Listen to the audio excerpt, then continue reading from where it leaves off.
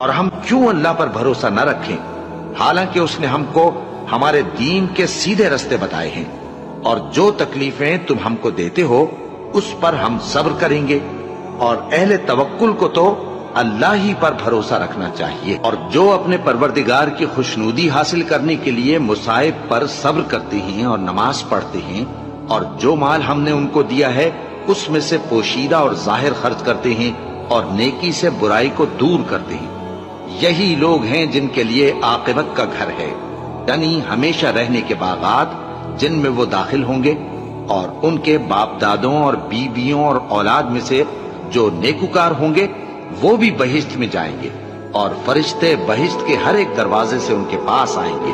اور کہیں گے تم پر سلام ہو، یہ تمہاری ثابت قدمی کا بدلہ ہے،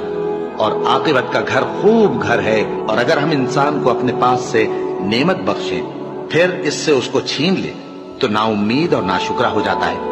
اور اگر تکلیف پہنچنے کے بعد آسائش کا مزہ چکھائیں تو خوش ہو کر کہتا ہے کہ سب سختیاں مجھ سے دور ہو۔